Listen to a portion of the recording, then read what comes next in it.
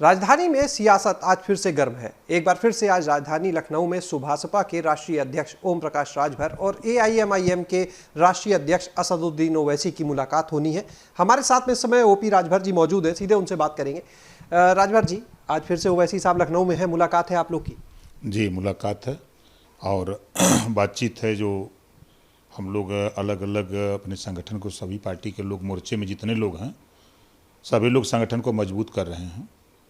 तो अब हम लोगों की बैठक है कि अक्टूबर महीने में ज्वाइंट कार्यक्रम कहाँ कहाँ किया जाए, उसकी क्या रूपरेखा उसको तय किया जाए और अगले महीने में हम लोग कोई तिथि तय कर लें और तय करके अब हम लोग सीटों का भी अपना बंटवारा कर लें और इधर जो और 2-4 दल इसमें शामिल होना चाहते हैं उनको कब शामिल कर लिया जाए, इन्हीं सब चीज़ों पर बैठक आज है। कितने बजे बैठक का समय तय है? देखिए, समय तो सुबह तय था, लेकिन 2 दिन वैसे ही जगह थे तो अभी सोए थे। हमने सुबह फ़ोन किया तो बात नहीं हो पाई। अब हम चल रहे हैं उन्हीं के यहाँ, तो हमको अंदाज़ है 2 बजे के बाद हमारी उनकी बैठक होगी। देखिए, बीच में ओवैसी साहब जब यूपी दौरे पर अभी आए 3 दिन के लिए, इसके अलावा भी उनका आना हुआ, तो आप उनके साथ नज़र नहीं आए। तमाम तरह के कयास लगाए जाने लगे, सवाल उठने लगे कि कहीं दूरियां तो नहीं बढ़ गई हैं। तो सब ठीक है? ऐसा कुछ नहीं है। देखिए, पिछले महीने बैठक बातचीत हुई तो सभी लोग अलग अलग, जैसे हम कार्यक्रम कर रहे हैं, डेली एक कार्यक्रम करते हैं, उसमें ओवैसी जी नहीं जाते हैं। कुशवाहा जी डेली कर रहे हैं, प्रजापति जी कर रहे हैं, पाल कर रहे हैं, निषाद जी कर रहे हैं, बिंद जी कर रहे हैं, पटेल जी, सब लोग अलग अलग कर रहे हैं। तो कोई किसी में जा नहीं रहा है। सभी लोगों को ये हिदायत है कि आप सभी लोग अपनी अपनी पार्टी का संगठन जहाँ जहाँ है अपना संगठन मजबूत करिए, फिर सब लोग मिल करके हम लोग कार्यक्रम चलाएंगे। हाल ही में अभी संजय सिंह जी से भी आपकी मुलाकात हुई थी, आम आदमी पार्टी की जो राज्यसभा सांसद हैं। पीछे एक तस्वीर आती है जब ये दिखते हैं, आप लोग साथ में दिखते हैं, फिर एक बयान आता है संजय सिंह का कि केजरीवाल से कोई बात ही नहीं हुई, और अब फिर आप लोग की मुलाकात। देखिए, नेता 2 मुहैया सांप होता है, ठीक है।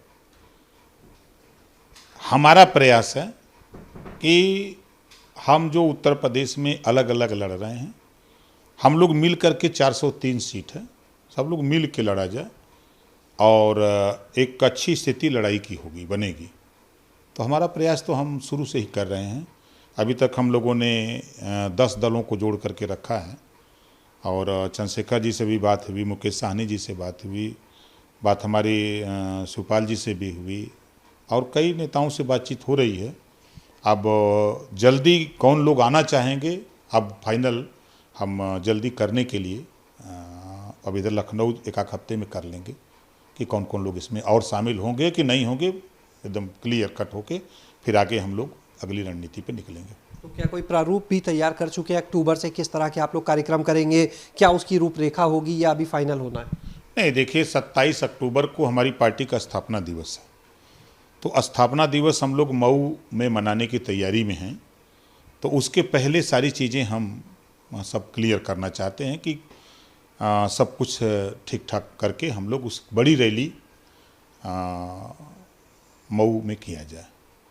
देखिए, जब निश्चित रूप से गठबंधन होगा तो सीटों का बंटवारा भी होगा, तो क्या मानकर चला जाए सुभासपा जो है वो खुद कितनी सीटों पर अपने कैंडिडेट उतारेगी? देखिए, पहले तो हम अपने साथियों को संतुष्ट करेंगे और भागीदारी संकल्प मोर्चा में सीटों का कोई झगड़ा नहीं है। झगड़ा न होने का भी वजह है कि जो हम लोग जब मोर्चा बनाए, जिसको हमने शामिल किया, तो पहले ही तय कर लिया गया कि भाई 1 सीट भी मिलेगी मोर्चे से, तब भी आपको मोर्चे में रहना है, तब तो आप रहिए, और नहीं तो अभी से ही आप अलग रहिए, ठीक है। एक भले आपको 50 सीट मिल जाए, 100 सीट मिल जाए, 150 मिल जाए, लड़िए, कोई दिक्कत नहीं, लेकिन ये मान के चलिए, क्योंकि मोर्चे में जो लोग शामिल होते हैं तो ये बात करते हैं कि क्या आगे सपा बसपा कांग्रेस से भी गठबंधन हो सकते हैं। तो मैं उनसे कहता हूँ बिल्कुल हो सकता है। अगर वो लोग चाहेंगे तो गठबंधन हो सकता है। गठबंधन होगा तो फिर सीटें हमको आपको जितनी हमारे मोर्चे को मिलेगी उसी में हमको आपको बांट के लड़ना पड़ेगा।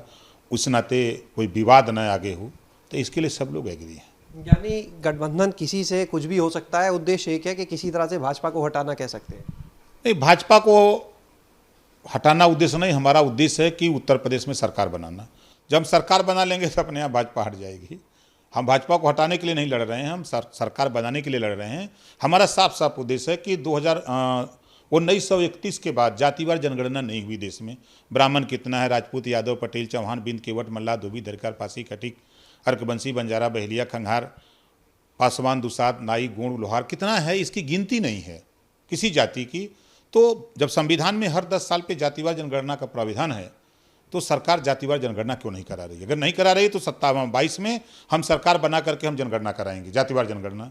दूसरा, 50% महिलाओं को आरक्षण राजनीति में और नौकरियों में देंगे। तीसरा, हम घरेलू बिजली का बिल 5 साल लगातार हम माफ़ करेंगे। गरीबों को एक समान, अनिवार्य और फ्री शिक्षा की व्यवस्था हम उत्तर प्रदेश में देंगे। हम प्रदेश में गरीबों का इलाज फ्री में करने की तैयारी में हैं। सामाजिक न्याय समिति की रिपोर्ट जो रद्दी की टोकरी में भारतीय जनता पार्टी 2 साल 10 महीने से रखी है, उस रिपोर्ट को सत्ता मिलते ही हम उस रिपोर्ट को तत्काल लागू करके सबको न्याय दिलाने का काम हम लोग करेंगे। इन बिंदुओं को लेकर के हम लोग जनता के बीच में हैं। एक सवाल ये कि अतीक अहमद की पत्नी जो है उनको एआईएमआई ने अपने यहाँ ज्वाइन करा दिया है। मुख्तार अंसारी को जब बसपा ने कहा कि टिकट नहीं देंगे तो आपने भी कहा कि दरवाजे खुले हैं, और दूसरी तरफ एआईएमआईएम ने भी कहा कि दरवाजे खुले हैं।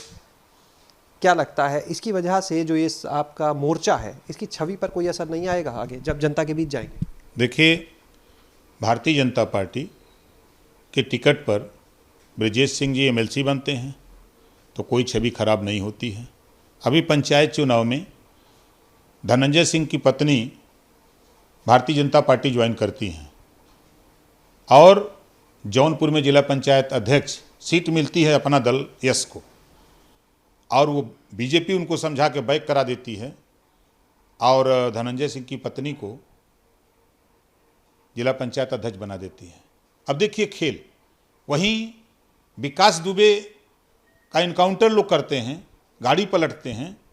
निर्दोष, जिस बेटी की शादी होके 2 दिन पहले आई हो, आज वो साल भर से वो जेल में है। क्या कसूर उसका है? वो तो निर्दोष, उसको निर्दोष मानना चाहिए ना। अगर धनंजय जी की पत्नी को आप चेयरमैन बना रहे हो, वो कह रहे हो कि क्लीन चिट है, कोई कमी नहीं है, कोई अपराध नहीं, तो उसके ऊपर कौन सा अपराध होता है? 17 साल का ब्राह्मण का बेटा जिसके ऊपर एक एनसीआर भी नहीं हो, उसको आपने इनकाउंटर में मार देते हो। ये कौन सा? वो करते हैं, भारतीय जनता पार्टी कर रही है तो रासलीला दिखती है, और ओवैसी जी करते हैं ओम प्रकाश राजभर तो करैक्टर ढीला दिखता है। एक आखिरी सवाल, इस राजनीति से हटकर जिस तरह से प्रयागराज में महंत नरेंद्र गिरी का निधन हुआ है, सुसाइड नोट भी बरामद हुआ है, लेकिन कई लोग कयास लगा रहे हैं, ये भी उसमें चीज़ें आ रही हैं कि हत्या है, कुछ लोगों का कहना है। आप क्या कहेंगे उनके निधन पर और आप इसे कैसे देखते हैं? देखिए, उनके निधन एक दुखद घटना है और संत के राज्य में संत की आत्महत्या करे, ये बहुत दुखद बात है। उसकी सीबीआई जांच होनी चाहिए। उत्तर प्रदेश सरकार पर हमारा भरोसा नहीं है। सरकार में बहुत से अच्छे ईमानदार अफसर हैं, काम करते हैं अच्छे, लेकिन सरकार काम करने नहीं देती है। तो ये सरकार अपराधियों को संरक्षण देने वाली सरकार है। हाथरस की घटना आपने देखा कि 12 बजे रात बेटी की लाश जला रहे हैं, अपराधियों को संरक्षण दे रहे हैं, बचाने का प्रयास पूरी सरकार की। बलिया में दिन में पाल की हत्या हो रही है और अपराधी को बचाने के लिए हमारे यही स्वतंत्र देव पटेल जी और जिन्होंने अपराधी को बचाने के लिए, वहाँ के विधायक ने खुलेआम रोने तक लगे अपराधी को बचाने के लिए, मुख्यमंत्री तक अपील किए और सरकार पूरी लगी। उसके ऊपर गुलाब के फूल की पंखड़ियाँ बिखेर रहे थे हमारे स्वतंत्र देव पटेल जी, जो पिछड़ों के नेता बनते हैं अपने को, उनको बनाया गया है मोहरा की पिछड़ों के नेता हैं, वोट दिलाने का काम करेंगे। पाल की हत्या होती है तो जबान नहीं खुलती है इनकी। तो ये शुद्ध रूप से अपराधियों को संरक्षण देने वाली सरकार है। इनकी एक बहुत बड़ी मशीन है, वॉशिंग मशीन। अपराधी इधर से हिलता है, उधर एकदम क्लीन होकर के निकलता है। इटावा में एसपी को भाजपा का नेता थप्पड़ मारता है, इधर से हिला दिया, उधर से क्लीन हो गया और जिलाध्यक्ष बना दिया। ये है भारतीय जनता पार्टी का चरित्र और चेहरा। यानी इस पूरे मामले की आप सीबीआई जांच चाहते हैं? हम पूरे मामले की सीबीआई जांच चाहते हैं, तभी वो दूध का दूध पानी का पानी होगा। बहुत बहुत शुक्रिया बात करने के लिए। तो माना जा सकता है आज की जो मुलाकात होगी ओपी राजभर की और असदुद्दीन ओवैसी की, वो काफ़ी खास होगी। उसमें तय होगी आगे की रूपरेखा के जो भागीदारी मोर्चा है वो किस तरह से आगे कार्यक्रम करेगा। कैमरा सहयोगी प्रमोद के साथ शैलेश अरोरा, एबीपी गंगा, लखनऊ।